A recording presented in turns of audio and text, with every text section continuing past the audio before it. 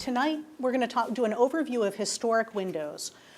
Primarily, I'm going to talk about wood sash windows and discuss maintenance, repairs, and upgrades that you can do to make your windows last longer and be more energy efficient.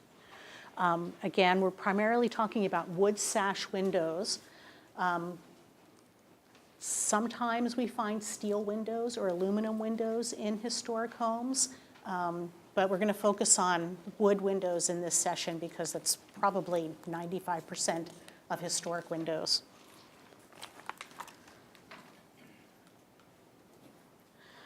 So sometimes with regard to windows, you'll hear the term fenestration, which is really just the arrangement of windows on a facade. And windows have four basic functions. They're the eyes of the building. They admit light, provide you with fresh air, a look out into the world, and they enhance the appearance of the building. They are important historic character-defining features of any historic home. We're going to just go quickly through a little bit of terminology so that when Alan or I talk about a particular repair, retrofit, or enhancement, you understand sort of what part of the window we're talking about.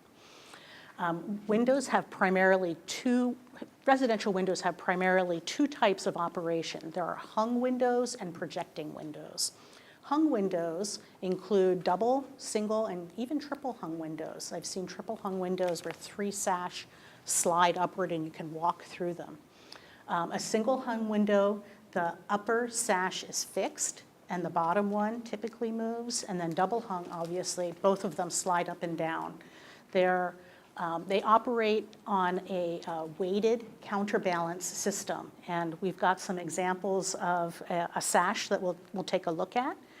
And I have some hardware and some window pieces that here at the front table that after maybe you can come up and touch and take a look at and just sort of play with. Projecting windows are casements and awnings. Casement windows are side hinged and open outward. An awning window is hinged at the top and opens upward, and a hopper is the opposite. It's hinged at the bottom and opens down.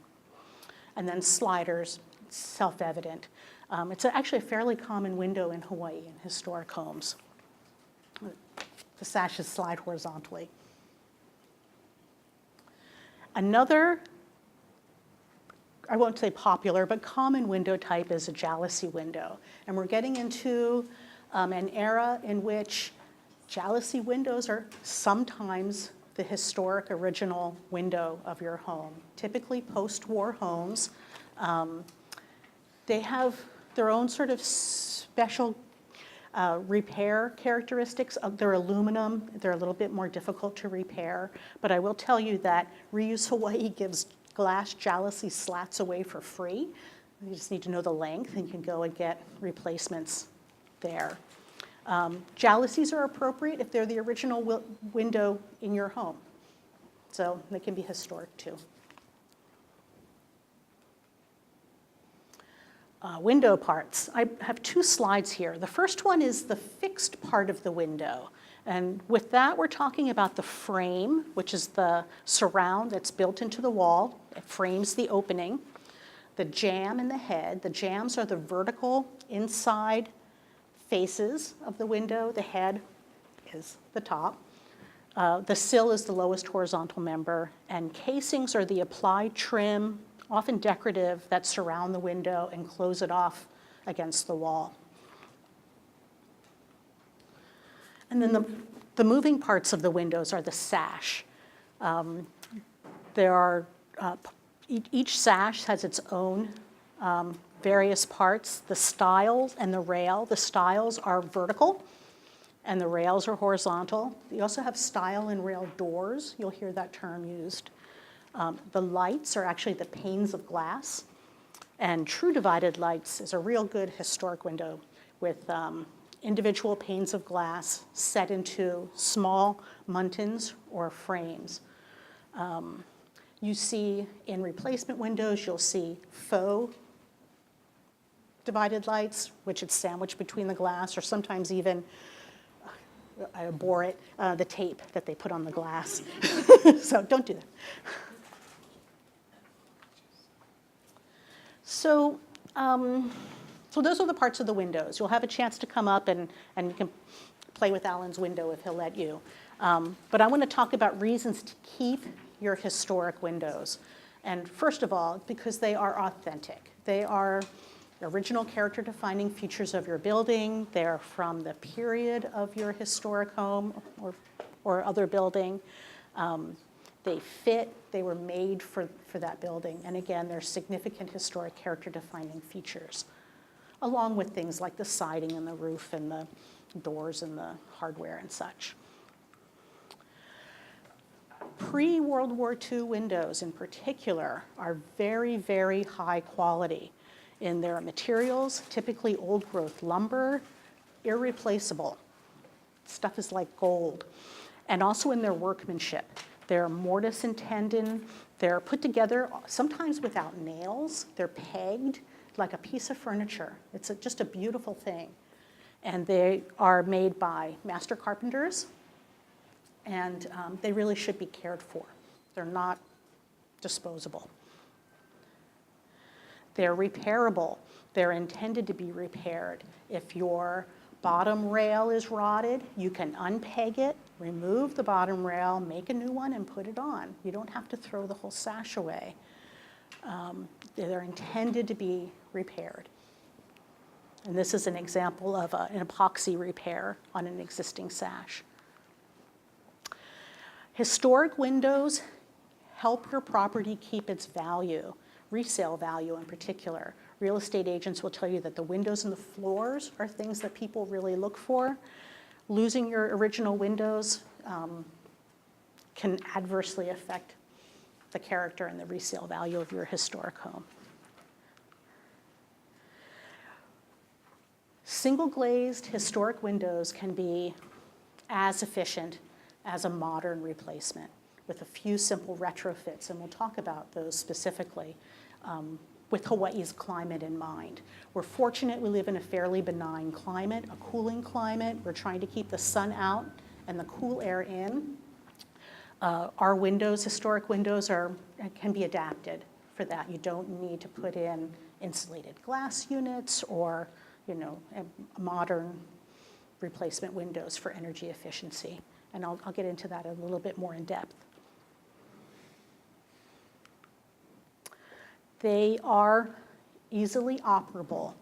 They're intended to be very simply mechanical operations, weights and pulleys and counterbalances. It's pretty fundamental. They also have a lot of forgiveness. So old buildings move and settle, and a double hung window can take some movement and it can be adjusted for your building. If your floor settles, you can reweight the window, or reset the hinges. They are adaptable. One of the concerns about historic windows is lead safety. Lead paint was used extensively up through about 1970. But once you de-lead or encapsulate your windows, you're done for the most part. And they can be as safe as a modern window. And they're sustainable because they're there and they're high quality and they're intended to last for a much longer time than a contemporary window. By keeping them, you're also keeping debris out of the landfill. So why do people need to restore your windows? Well, inoperable, termite damage, rot, they're leaky or perceived to be energy inefficient, or they have lead paint. With a few simple steps, some that you can do and some that you may need to hire a professional to help you with, you can address all of these issues. But it's also good preservation practice.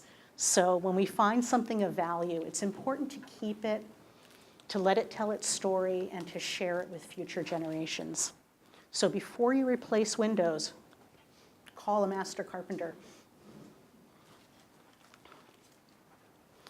So what do you need to do? There's three simple, and some not so simple repairs, but 3 steps that you can do. You need to maintain your windows, make them weather tight, and you can improve the energy efficiency of the wood window. So with weather tightness, you need to keep the perimeters caulked. You need to keep the glazing and the glazing putty intact. And you can add weather stripping to your window if you're really concerned about them rattling or being drafty. I like to use spring bronze weather stripping. It goes in the jam rather than a vinyl or a neoprene. It's available, readily available. It comes in rolls. It's typically about an inch and a quarter wide, and it gets nailed with finishing nails. It has a little bit of play in it, a little bit of spring, and it presses against your window and it seals the sides of it, and it keeps a double hung window from rattling. So we seal windows in our climate to keep the rain out and to keep the cool air in. And then as a homeowner, keeping your windows clean, the glass clean, is really important because the salt air here etches the glass and it causes it to cloud. So by keeping them clean and maintaining the glass, you're extending the life. You need to inspect them fairly regularly, look for signs of deterioration, termite damage, rot at the sill, particularly at the exterior of the sill, and address the defects before they get to this level of damage. And then operate your windows. It's important to open and close them, tighten the screws, replace damaged hardware, just keep them in good repair and working, kind of like us as we get older. You got to keep them moving. So the last 3 steps are things that you can do for your own windows. You might need to call someone like Alan or a carpenter if your window is rotted and it needs a new bottom style, for instance. Or you can do a repair like this, which is called a Dutchman, which is a wood patch, usually the same species, the grain orientation, and it's the damaged part's cut out square and a new piece is fitted in to replace the damage. Or you can do epoxy repairs, and I have an example of wood restoration epoxy here. It's by Abitron. It's just one of many, but it's a particularly good one. It is formulated to match the tensile and strength of wood, as opposed to a marine epoxy. You know, you wouldn't, the kind that you use on your boat, or, you know, others, a Bondo, or those things that are made from metals. You want to stay away from those. So you want a restoration grade epoxy, readily available from Abitron itself, Amazon. There's a distributor in Lihue of all places as well. And then, let's see. And then keeping your windows painted, if they're painted windows. Typically in Hawaii, most people are painting at least the exterior of their sash. It extends the life. Just a couple of tips. Alan and I were talking about this, and we highly recommend using an oil-based or an alkyd prime coat. You can cover it with 2 quality top coats in either latex or an oil, but it's important that the primer be an oil-based paint. One of the reasons is that the putty, the glazing putty, is made out of linseed oil, and you need to coat oil with oil because the latex won't stick. And then the other thing that you need to be aware of when painting glazing putty is sometimes, depending on the brand, it can cure out in 3 days, but sometimes it'll take 3 weeks. So you need to wait till it's cured before you paint it. Otherwise, it'll never really set up. And then we typically recommend that you don't paint the friction edges, the jamb of your double hung windows, because it'll cause the window to stick. So if it's unpainted, keep it unpainted. It's kind of a simple thing you can do. So energy efficiency. This is probably the #1 reason people believe they need to replace their windows. A historic window can be as energy efficient as a new window, particularly in our climate where we don't have the heating concerns. Air conditioning losses through a window are actually fairly minimal. So in a cooling climate like Hawaii, we're concerned about radiant heat from sunlight, and the measure of radiant heat through a window is called its solar heat gain coefficient, also known as the shading coefficient. You may hear that.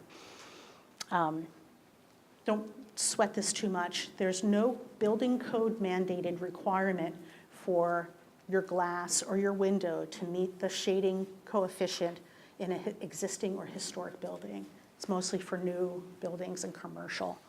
But it's a good measure of whether you can get your windows' performance improved. And the energy codes for windows, this is the national map. Hawaii is in climate zone 1, down there with the very, very, very southern tip of Florida. We have no U factor, which is a thermal measure. There's no requirement for any kind of thermal protection, and a shading coefficient of 0.25. And you'll see this in window films and in laminated glass and replacement window literature. This is what they're telling you, you need to hit. And we can get there. We can get there with films. So obviously in the blue and purple areas, they have the exact opposite problem. They're trying to keep the heat in. So retrofitting your windows with a window film. I have some samples I brought.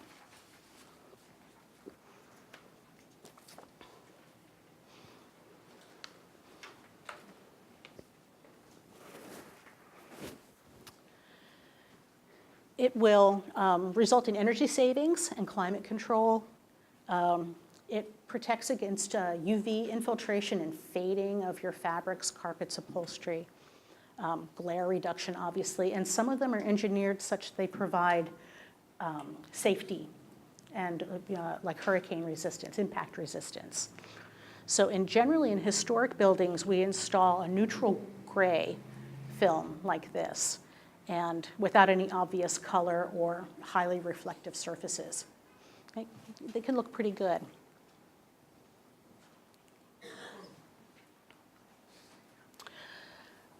An easy fix to keep your cold air in is the installation of insulating cellular shades. These are honeycomb shades. Typically, they drop down horizontally. There's a double air pocket that keeps the cool air in. You can get them fairly sheer so you still get daylight through, but they're particularly effective at night in a bedroom. You're trying to keep the room cold, the air conditioning on. They're readily available at local home improvement stores. They're inexpensive. Back in our pre-air conditioning times, people had draperies to keep drafts out and such, and it operates on that same concept. And then on the outside, you can install awnings if they're appropriate for your building, for your home. You want to keep radiant heat and sunlight off of your glass. That's a primary energy efficiency standard to try to meet. They're relatively easily installed, relatively inexpensive. National Park Service provides guidance on installing the use of awnings on historic buildings, and it's really worth looking into if you're considering. And then sort of a no-brainer, and it ties in with our next session, is you can plant trees and use the landscape to shade your glass and your windows, particularly on those south and west-facing elevations.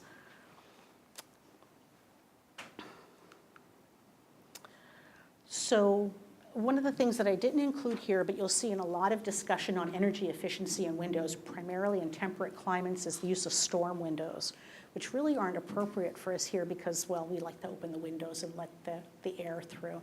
So almost all of these retrofits, simple retrofits, are effective on jalousie windows too, although I've never put window film on a jalousie blade. I'm not sure that you would, but the others would work. So what do you do if you have to replace your windows? Your windows are missing or they're really damaged? Consider alternative materials, and they have their relative advantages and disadvantages. I'd say the advantage of any of these alternatives is that they're readily available and they're really cheap, but then you get what you pay for. So vinyl windows, typically made of PVC. It's not really very good for the environment. The thicker frames, you've seen vinyl window replacements, the sash and the frames and everything gets really wide and you lose your daylight opening. It looks quite different from a wood window. Aluminum, it pits and corrodes. It's very difficult to repair as well. If the sash breaks, you almost have to replace the whole window unit. So I say that window manufacturers state that these windows are maintenance-free. It's because they're not maintainable. So you have to get rid of them. They have to be replaced. So we recommend wood, and I use the chair analogy, like wood, highly crafted wood windows, like a fine piece of furniture. It's made by a master craftsman. It's meant to last a long time, and it's meant to be maintained and repaired. So replica windows, this is actually a project that I did with a grant from Historic Hawaii Foundation. These are windows, historic windows that replaced jalousies in a historic building.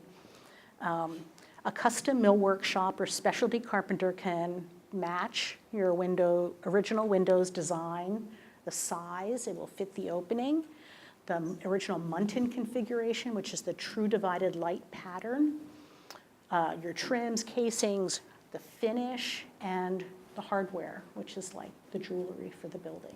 That's what Andrea said. So at this time, I'd like to bring up Alan Shintani, and he's going to show you a window that he made for you.